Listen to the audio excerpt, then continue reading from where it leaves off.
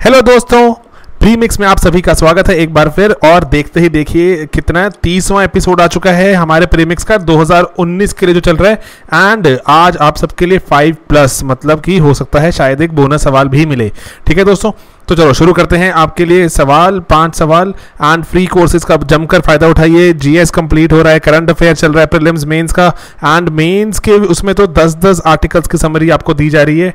Prelims में 5 अखबारों से आपके बेस्ट जो खबरें हैं बिल्कुल निकालकर प्रीमिक्स आपके सामने आ चुका है अभी। एंड क्विक रिवीजन चल रही है मेंस की, वहां पर मैम ने जो एक एक टॉपिक को बिल्कुल डिटेल में डिस्कस कर रहे हैं, उससे ज्यादा रिसर्च नहीं की जा सकती। एंड आप उनका फायदा उठाइए। ठीक है, उनके पीडीएफ वगैरह सभी टेलीग्राम पे अवेलेबल है। एंड बिफोर वी प्रोसीड, एक और जरूरी यहाँ सूचना कि जो हमारा दिल्ली में एक मेंस का टेस्ट है, अगर आप चाहते हैं आके लिखना तो लिख सकते हैं कि देखो अभी जो नॉर्मल जो आप एक टेस्ट सीरीज में जो मेंस की टेस्ट सीरीज देते हो उसमें आपको एक टेस्ट 1000, 1100, 1200 का पड़ता है। तो वहां पर हमने 1000 रुपीज उससे भी कम में आपके लिए 4 टेस्ट रखे हैं। ठीक है, 4 टेस्ट हैं। एंड एक दिन जो 8 सितंबर को आपका टेस्ट होंगे GS 1 and 2 के, 9th को GS 3, 4 जैसे यूपीएससी कंडक्ट करता है बैक टू बैक। ठीक है, उसकी आदत थोड़ी डालनी है, तो उसके लिए रजिस्टर कर सकते हैं। हमारी वेबसाइट पर सब कुछ अवेलेबल है इन्फॉर्मेशन। आपके बाकी जो हमारे सेशन चल रहे हैं वीकली सेशंस, ये हफ्ते में एक बार होते हैं। पेड कोर्सेज चल रहे हैं हमारे पास अपार। प्रीलिम्स की टेस्ट सीरीज चल रही है, बिल्कुल जमकर बच्चे फायदा उठा रहे हैं। मेंस की क्वेश्चन आंसर के थ्रू बहुत जल्दी कवर कर रहे हैं। सोशो भी, एंड सोशो में पेपर 2 शुरुआत कर दी गई है। आज पेपर 2 कवर करना शुरू कर दिया वहां पर। एंड उसके बाद HCS का हरियाणा का कोर्स, एसए का कोर्स आज शुरू हो गया है। तो एसए का कोर्स में आप 5 क्लासेस हैं, आपको 5 नहीं है वैसे, अदरवाइज ये 2.5 घंटे की क्लासेस होंगी टोटल, अदरवाइज 5 से ज़्यादा भी हो सकती हैं। एंड 2 ऐसे आपके इवैल्यूएट किए जाएंगे। अभी इसका भी डिस्काउंट चल रहा है, 1 दिन का डिस्काउंट है। एसए फॉर यूपीएससी आप कोड डालिए, आपको डिस्काउंट मिलेगा। एंड पंजाब PCS का भी कोर्स चल रहा है मेंस के लिए। ठीक है दोस्तों, तो चलो शुरू करें। दिल्ली वाला जो सबसे इंपॉर्टेंट सूचना है तो आपको बतानी बहुत जरूरी है। ओके, पहला सवाल आप सभी के लिए बिल्कुल ये एक स्पेस से जुड़ा हुआ सवाल। आपने बताना है कि इनसाइट मिशन इन स्पेस, आपने बताना है उसके कॉन्टेक्स्ट में कौन सी बातें सच हैं। पहला, ये मरकरी के जो इंटीरियर स्ट्रक्चर और कॉम्पोजिशन को समझने जा रहा है। एंड उसके फॉर्मेशन एवोल्यूशन कैसे हुई, हमको प्लैनेट्स की उसके बारे में ज्ञान मिलेगा। दूसरा, ये नासा के मैसेंजर प्रोग्राम का एक पार्ट है इनसाइट। तो ये हमारे वैसे स्पेस के प्रोग्राम वाला जो हमारा वीडियो था उसमें कवर्ड है ये चीजें, लेकिन स्टिल आपको ये बातें पता होनी चाहिए। अखबारों में थी ये, ओनली 1, 2, बोथ या नन ऑफ दीज। बताइए कौन सी बात यहां पर क्या है ट्रू।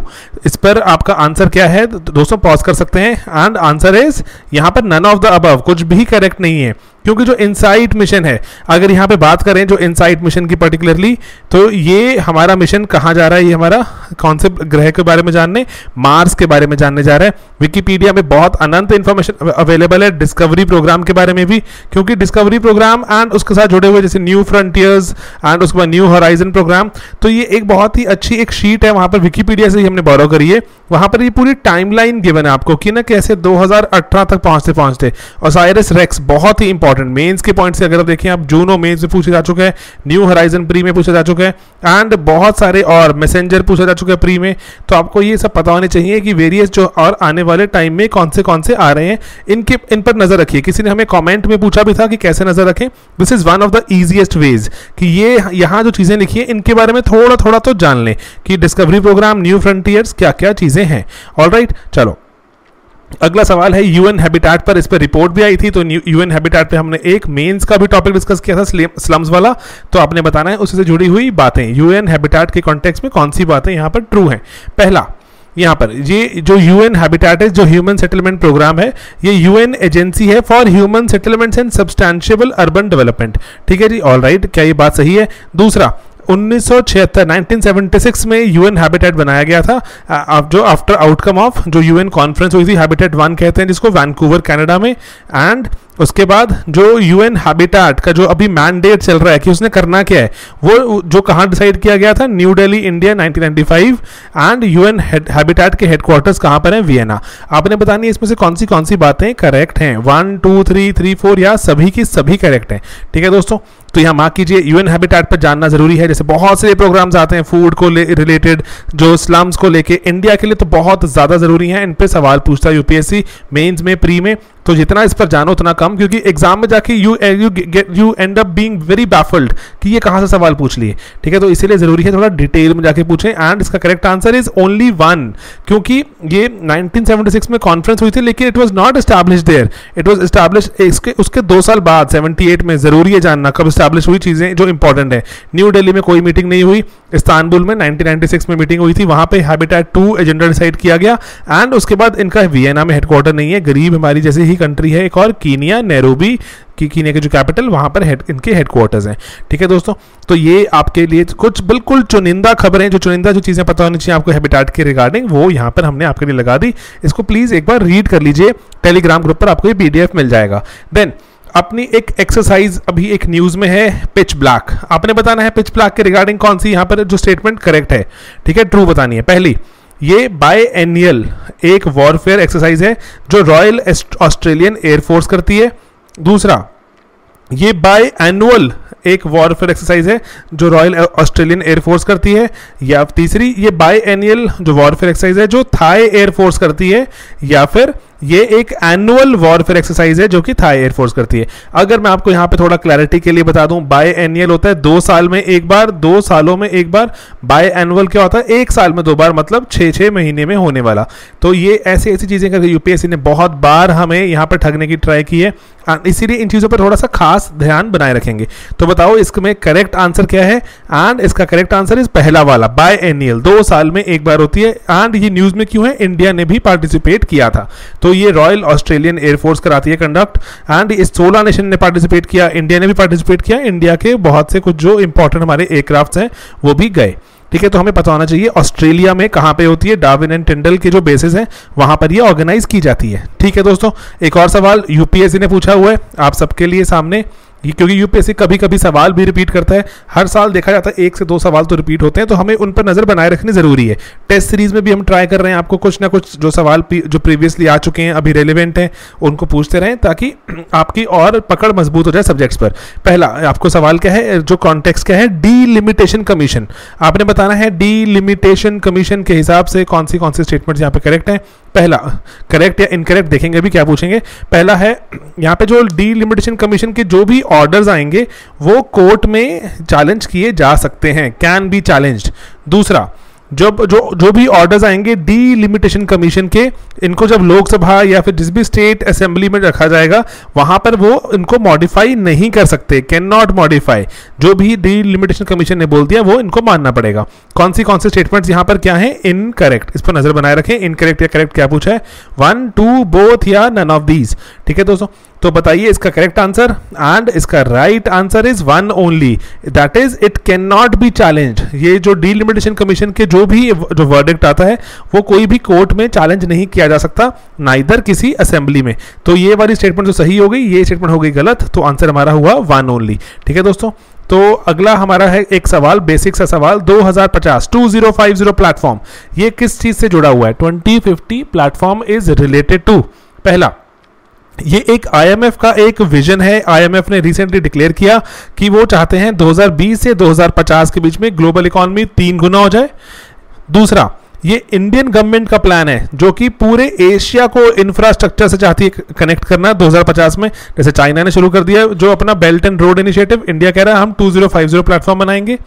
एंड देन ये इंडिया एशियान का जॉइंट एफर्ट है कि एक कॉमन मार्केट अचीव की जाए 2050 में। हमने आज एशियान के बारे में पढ़ा भी था, न्यूज भी थी आरसीईपी की प्रीलिम्स के अपने प्रीलिम्स ओरिएंटेड अफेयर्स में, करंट अफेयर्स। देन ये पार्ट है पेरिस क्लाइमेट ट्रीटी का, जो कंट्रीज को लॉन्ग टर्म क्लाइमेट प्रोजेक्ट की तरफ ले जाना, ठीक है। तो आपने हमें बताना है कि इसमें से कौन सी ऑप्शन करेक्ट है। अगर पढ़ा हुआ है तब तो बहुत ही बढ़िया, क्योंकि पेक्यूलियर चीजें होती हैं पढ़ी हुई हैं तो अब मजा आता है ना जब आपको सामने दिख जाए। अदरवाइज नहीं पढ़ा हुआ तो किस्मत आजमा लो अपनी। एंड इसका करेक्ट आंसर इज डी। बाकी 3 ऑप्शन बनाने में हमें भी दिक्कत हुई कि 3 ऑप्शन बनाने में कि ऐसे ऑप्शंस हो जो फंसाएं भी। यूपीएससी यही करता है, ऑप्शन ऐसे बनाता है जो बहुत ही ल्यूक्रेटिव लगती हैं कि मन करता है मार्क कर दी जाए। एंड जो अपनी जो कॉप 22 हुई थी पेरिस में, उसी में ही ये दिया गया था कि किस तरह से जैसे कि टोटल जैसे ग्रीन हाउस गैस जो emission, climate resilience, sustainable development वगैरह किस तरह से किए जाए, ठीक है दोस्तों। तो ये 2050 लॉन्ग टर्म प्लान है। ओके, एक और सवाल, बोनस क्वेश्चन देखते हैं आज। ये है अबाउट नोटा। नोटा पर भी आज सुप्रीम कोर्ट की एक रूलिंग है, वो भी आपको क्वेश्चन आंसर करने में हेल्प कर सकती है। कौन सी स्टेटमेंट है आपने बताना है करेक्ट। पहला, इंडिया जो भारत एशिया की पहली कंट्री थी जिसने नोटा को इंट्रोड्यूस किया। नोटा पता ना आपको, जो इलेक्शंस में होता है नन ऑफ द अबव, तो ठीक है, तो पहली कंट्री थी जिसने नोटा इंट्रोड्यूस किया। दूसरा, जो 2014 की यूनियन इलेक्शन में पहली बार नोटा यूज हुआ है, and then NOTA Rajya Sabha elections में यूज नहीं हो सकता। तो आपने बताना है यहां पर कौन सी स्टेटमेंट्स करेक्ट हैं। सिर्फ 3, सिर्फ 2, ओनली 1 and 2, या सभी के सभी यहां पर करेक्ट हैं। तो एंड इसका correct answer is only 3।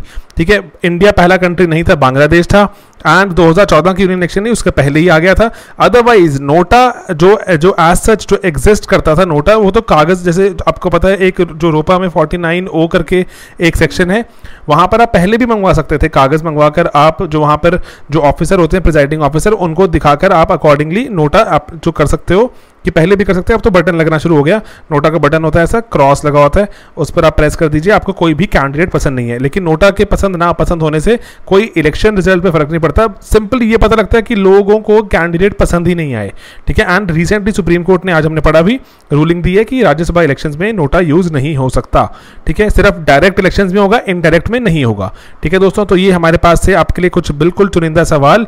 And जब ये यहाँ पर छोटी सी एक कोटेशन है जो हमने नेट से ही उठाई है, तो यहाँ पे छोटी सी कोटेशन में क्या बोलते हैं कि मेहनत तब करो जब लोग सो रहे हैं। ठीक है, जब सो रहे हैं तब आप मेहनत करो, जब लोग पार्टी कर रहे हैं तो आप मेहनत करो। एंड जो अंत में जो डिफरेंस होगा, सिर्फ एक पीडीएफ की रिजल्ट शीट पर दिखेगा कि रोल नंबर आपका होगा, बाकियों का शायद हो या ना हो, आपका होगा। तो ठीक है, डिफरेंस सिर्फ एक, वो अपने पीडीएफ में वो नंबर, अपना रोल नंबर लेके आना, सिर्फ उसी के लिए ही दिन रात सुबह शाम ये मेहनत होती है। एंड दैट इज इट, वो सभी कुछ सिर्फ एक उस पल के लिए हो रहा है। उसके बाद जो आपकी जिंदगी में बदलाव आएगा वो तो होगा ही होगा, लेकिन एक सिर्फ उस पल के लिए। ठीक है, इमेजिन दैट मोमेंट कि रिजल्ट आया, आपका नाम वहां पर है। ठीक है, and also imagine that moment जहां पे रिजल्ट में नाम नहीं है। ठीक है, दोनों में डर लगता है। तो that is why we work, क्योंकि हमें लगता है बहुत मेहनत करनी जरूरी है। ठीक है दोस्तों, तो चलो मेहनत करते रहो, पढ़ते रहो, छोटे छोटे स्टेप्स ही हैं, बेबी स्टेप से ही आप बड़ी लीप ले पाओगे। एंड मिलेंगे अपने अगले वीडियोस में बहुत जल्दी। Thanks a lot, bye bye, good night.